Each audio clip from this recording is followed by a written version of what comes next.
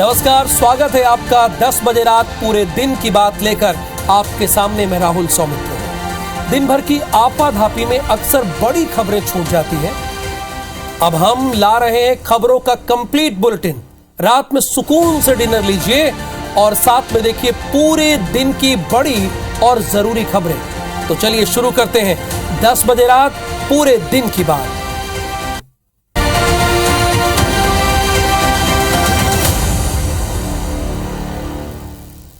शुरुआत करते हैं छत्तीसगढ़ की बड़ी खबर से। बस्तर दौरे के लिए रायपुर पहुंची राज्यसभा की सांसद रंजीत रंजन का एक विवादित बयान आज सामने आया। उन्होंने कहा कि सभी नक्सली खराब और गलत नहीं होते। कई लोग नक्सली के नाम पर अपनी दुकान चलाते हैं। साथ ही कहा कि डर की बात नहीं है, वे भी इंसान हैं और हम भी इंसान हैं।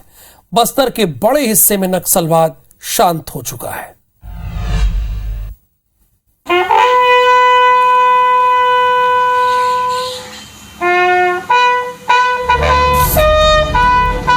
राजकीय सम्मान के साथ अंतिम विदाई की ये तस्वीरें चित्रकूट के लोहांडीगुड़ा थाने की हैं, जहां शहीद आरक्षक नेवरू बेंजाम को वहां मौजूद लोगों ने भावपूर्ण श्रद्धांजलि दी। स्थानीय विधायक उस परिवार का दर्द बांटते नजर आए, जिसकी हत्या नक्सलियों ने गुरुवार तड़के कर दी। बस्तर में कई दशकों से नक्सली ऐसे ही खून की होली खेलते आए हैं। फिर भी कांग्रेस की राज्यसभा सांसद रंजीत रंजन को लगता है कि सारे नक्सली गलत नहीं हैं, कुछ नक्सली अच्छे भी होते हैं। जिसने भी सुना वो इस बयान पर हैरान रह गया। आप भी सुनिए।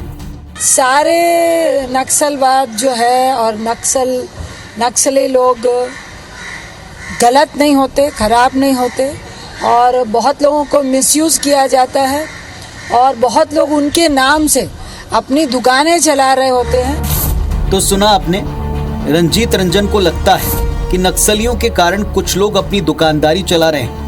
रंजीत रंजन भले ही अपनी भावनाओं में बहकर ये बात कह गई हूँ, लेकिन बीजेपी को नक्सलवाद के मुद्दे पर राज्य सरकार और कांग्रेस को घेरने का बैठे बिठाए एक बड़ा मौका मिला है।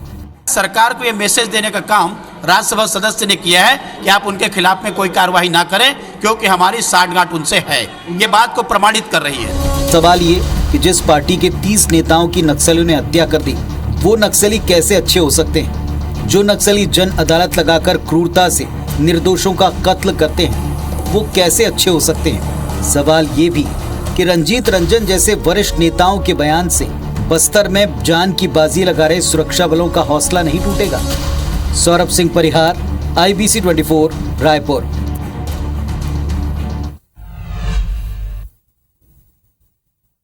तो जख्म देने वाले अच्छे हैं या नहीं, ये तो जनता ही तय करेगी। इधर भानु प्रतापपुर उपचुनाव को लेकर सर्व आदिवासी समाज ने कांग्रेस के खिलाफ मोर्चा खोल दिया है। सर्व आदिवासी समाज ने सभी गांव से एक एक प्रत्याशी विधानसभा चुनाव में उतारने का ऐलान कर दिया है। यानी अगर इस बात में दम है तो आने वाले भानु प्रतापपुर उपचुनाव में आपको बहुत सारे कैंडिडेट्स देखने को मिल जाएंगे। भानु प्रतापपुर विधानसभा उपचुनाव को लेकर सर्व आदिवासी समाज ने कांग्रेस के खिलाफ मोर्चा खोल दिया है। आरक्षण को लेकर सर्व आदिवासी समाज पहले ही सरकार के खिलाफ सड़क पर है। अब PL पुनिया के एक बयान को वजह बताते हुए उन्होंने उपचुनाव में पार्टी के खिलाफ काम करने की बात कही है। साथ ही हर गांव से एक एक प्रत्याशी खड़े करने का ऐलान किया है। भानु प्रतापपुर विधानसभा से लेकर के पूरे प्रदेश के सर्व आदिवासी समाज इस चुनाव में 400 का हमारा लक्ष्य है, उससे कहीं ज्यादा हमारे प्रदेश के आदिवासी समाज की ओर से समर्थन हमको मिलेगा। सर्व आदिवासी समाज 256 पोलिंग बूथ के प्रत्येक पोलिंग बूथ से हर जगह से प्रत्याशी उतारेगा। सर्व आदिवासी समाज के रुख पर कांग्रेस संभल कर चल रही है। मंत्री कवासी लखमा ने कहा है कि सर्व आदिवासी समाज चाहे तो अपना प्रत्याशी खड़ा कर ले, लेकिन मुकाबला आदिवासियों के बीच ही होगा। नहीं तो एक लोकतांत्रिक प्रक्रिया है। आदिवासी क्या कर रहा है, और लड़ने वाला भी तो आदिवासी लड़ेंगे। दोनों तीनों पार्टी, जो पार्टी से लड़ेगा वो भी तो आदिवासी लड़ेगा। सर्ववादी समाज की ये कोशिश क्या रंग लाएगी, ये कहना मुश्किल है। फिलहाल सर्ववादी समाज के बयान ने कांग्रेस की चुनावी मुश्किल बढ़ा दी है। सर्व आदिवासी समाज भानु प्रतापपुर में गांव-गांव प्रत्याशी उतारता है या नहीं, बस थोड़े दिनों की बात है, पता चल जाएगा। लेकिन मध्य प्रदेश में विधानसभा चुनाव नजदीक आते ही बीजेपी में परिवारवाद और टिकट के लिए कट ऑफ एज की नई बहस शुरू हो गई है। मध्य प्रदेश में बीजेपी संसदीय बोर्ड के सदस्य सत्यनारायण जटिया ने कहा है कि समय के साथ साथ चीजें विस्मृत हो जाती हैं। यानी यह साफ कर दिया उन्होंने कि 75 साल के ऊपर वाले नेता भी चुनाव लड़ सकते हैं और नेता पुत्रों के लिए भी चुनाव लड़ने का रास्ता क्लियर हो गया है।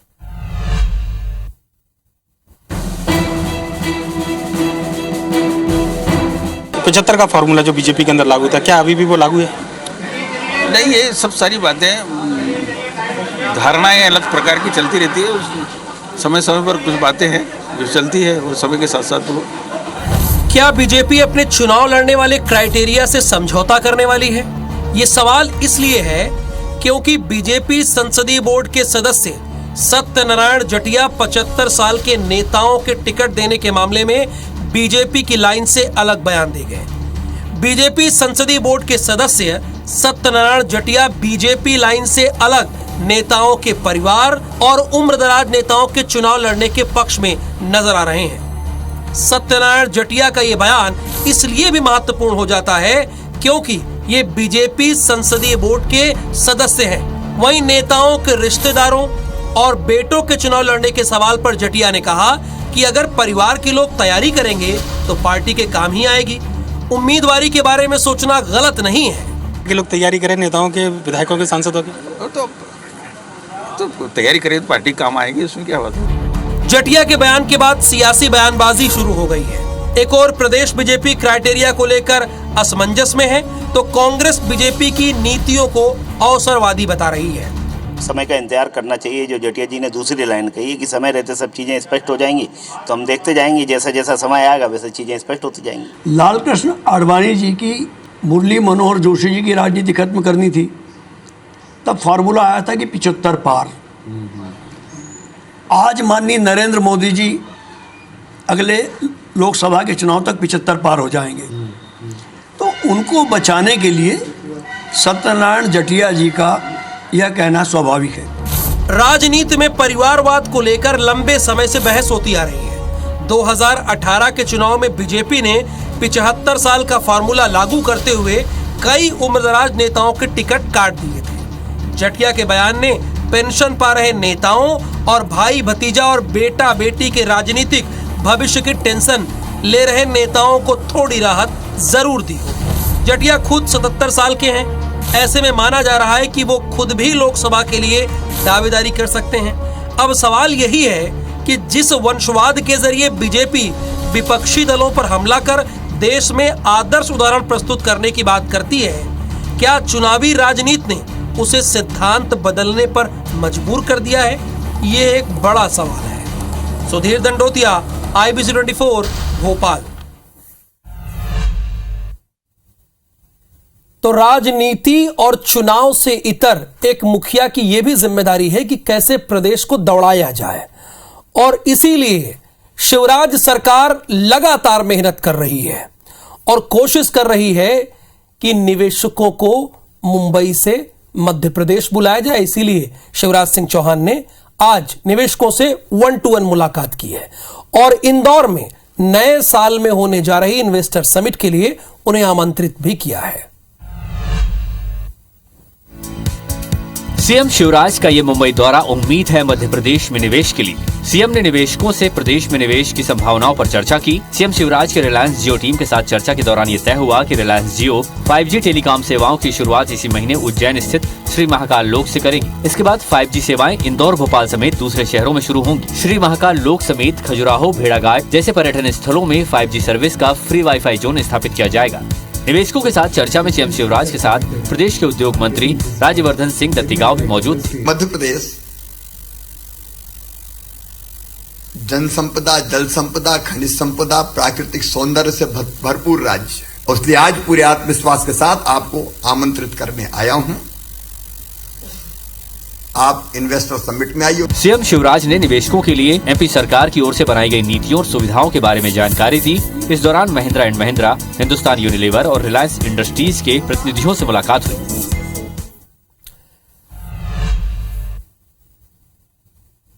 और अब रुख करेंगे छत्तीसगढ़ का। छत्तीसगढ़ में चुनाव से पहले भाजपा बड़ा शक्ति प्रदर्शन करने वाली है। कल बिलासपुर में भी भाजपा की महतारी हुकार रैली होगी। राज्य सरकार पर वादा खिलाफी का आरोप लगाकर भाजपा ये प्रदर्शन कर रही है।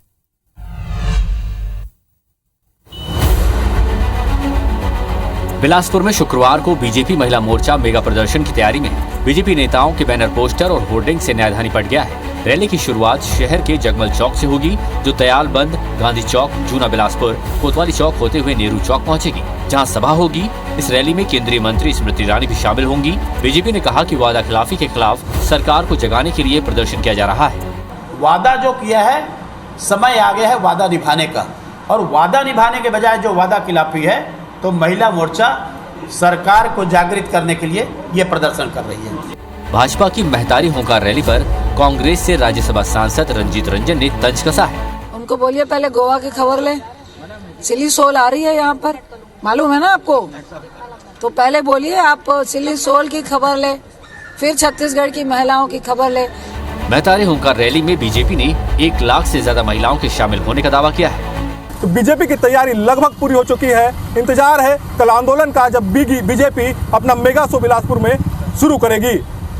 कैमरामैन सतीश मिश्रा के साथ जितेंद्र थवाइट, IBC 24 बिलासपुर। बात मुरैना जिले के एक थाने की तस्वीर से शुरू करेंगे, जो इन दिनों वायरल हो रही है। जनता पुलिस महकमे से सवाल पूछ रही है। मामला पुलिस की कुर्सी और कानून का मजाक बनाने का है, इसलिए जनता सवाल पूछ रही है। चलिए रिपोर्ट भी आपको दिखाते हैं। सैया भय कोतवाल तो डर काहे का, ये कहावत मुरैना के महिला थाने में थोड़ी बदली नजर आ रही है। यहाँ तो बीवी भय कोतवाल तो डर काहे का जैसा नजारा दिख रहा है। दरअसल पीछे वाली TI की कुर्सी पर बैठे जो साहब आपको नजर आ रहे हैं, वो महिला थाना प्रभारी मोनिका मिश्रा के पति हैं। बीवी थाना इंचार्ज है तो ठसक देखिए, बैठ गए बीवी की कुर्सी पर। रौब साबित करने के लिए इतना काफी नहीं था तो फरियादियों की शिकायत भी सुनने लगे। वीडियो वायरल हो गया तो सवाल तो उठेंगे ही। थाना प्रभारी के पद और गरिमा को ताक पर जो रख दिया गया। बगल में थाना इंचार्ज भी प्लास्टिक की कुर्सी में सुशोभित है। यहाँ कानून का पाठ पढ़ाने वाले ही कानून तोड़ रहे हैं। सवाल उठे तो क्या कहेंगे ASP साहब, जांच और कार्रवाई के भरोसे के सिवा। वीडियो आया है, उसमें महिला थाने का है वीडियो। दूसरा जो देखा गया है, उनसे इस संबंध में पूछा जाएगा कि उनके पतिदेव हैं या और कोई है, कोई सीनियर अधिकारी है, क्यों आया है, उनकी चेयर पे कोई बैठा हुआ है तो उन्होंने वो चेयर उनको क्यों दी है, वो आया महिला बैठी हुई है, उससे पूछताछ करके ही बात हो पाएगी कि उसमें जो है उनके द्वारा क्या कार्य संपादित किया जा रहा था। तब जो है उसमें उनके खिलाफ जो पूछताछ करके एक्शन होगा। पत्नी थाने की प्रभारी और पति चलाए थाना, ये कोई किस्सा गोई होती या फिल्मी सीन होता तो तय है खूब मनोरंजन होता। लेकिन हकीकत की इस तस्वीर पर सवाल सुलग उठे हैं। संविधान और कानून का ये मजाक क्यों? सत्येंद्र सिंह तोमर, IBC 24 मुरैना। तो सवाल यही है कि संविधान और कानून का मजाक क्यों उड़ाया जा रहा है। अब बढ़ते हैं राष्ट्रीय खबरों की ओर। हिमाचल प्रदेश विधानसभा चुनाव प्रचार का शोर आज शाम बजते ही थम गया, यानी अब वहां प्रचार नहीं होगा। चुनाव प्रचार के आखिरी दिन सभी दलों के प्रत्याशियों ने चुनाव प्रचार में पूरी ताकत झोंक दी। हालांकि अभी भी प्रत्याशी डोर टू डोर जाकर अपील कर सकेंगे। डोर टू डोर कैंपेन में भी 5 से ज्यादा लोग नहीं हो सकेंगे। इस संबंध में चुनाव विभाग ने दिशा निर्देश जारी किए हैं। अब प्रत्याशियों को छोड़ अन्य नेताओं को दूसरे विधानसभा क्षेत्रों में रहने की अनुमति नहीं होगी। हिमाचल की 68 विधानसभा सीटों के लिए 12 नवंबर को मतदान होगा, यानी 2 दिन का वक्त ही बचा है। तो अब प्रचार क्या करेंगे, उसके लिए पहले तैयारी करनी होती है। चुनाव आयोग ने मतदान के लिए 7,881 पोलिंग बूथ बनाए हैं। इस बार 24 महिला और 388 पुरुष समेत कुल 412 उम्मीदवार हैं। जरा सोचिएगा, बात होती है आधी आबादी की बराबरी की, लेकिन कितना गैप है इसको भी आप समझिएगा। 12 नवंबर को इनकी सियासी किस्मत EVM में लॉक हो जाएगी और खुलेगी कब किस्मत? 8 दिसंबर को।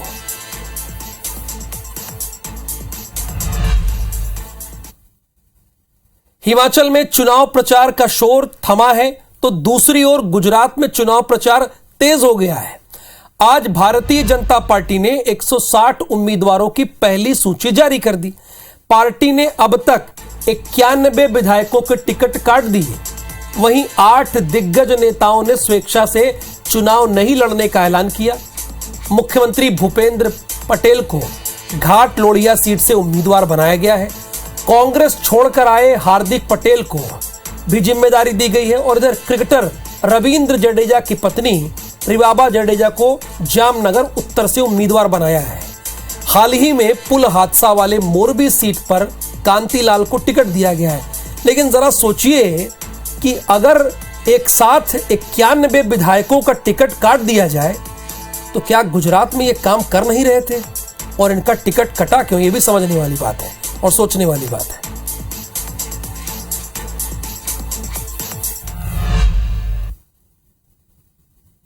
और अब बात खेल जगत की।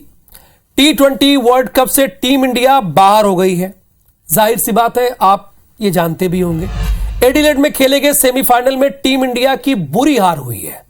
इंग्लैंड ने टॉस जीतकर पहले गेंदबाजी का फैसला लिया। कहने को तो बीसीसीआई जितने भी बोर्ड है सबसे धनी बोर्डों में गिना जाता है, और हमारे पास यह भी कहा जाता है कि 3-3 टीमें एक साथ खेल सकते हैं, लेकिन 11 प्लेयर ऐसे नहीं हैं जो एक भी विकेट इंग्लैंड का ले सकें। 11 में से कोई एक भी प्लेयर नहीं है। तो गलती किसकी है? सवाल कई हैं और बहस भी इस पर चल रही है, लेकिन यहां हार हुई है हमारी।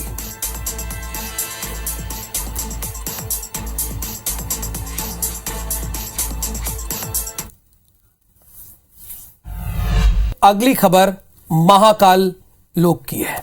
महाकाल की नगरी उज्जैन में शिवराज सरकार का महत्वाकांक्षी प्रोजेक्ट महाकाल कॉरिडोर बनकर पूरी तरह से तैयार है। इस कॉरिडोर के बनने पर महाकाल मंदिर पहले से अधिक भव्य स्वरूप में आ गया है। इस प्रोजेक्ट के पहले चरण के पूर्ण होने के बाद यहां बड़ी संख्या में लोग दर्शन करने पहुंच रहे हैं, जिससे यहां का पर्यटन भी बढ़ रहा है। बोले महाकाल महाराज की।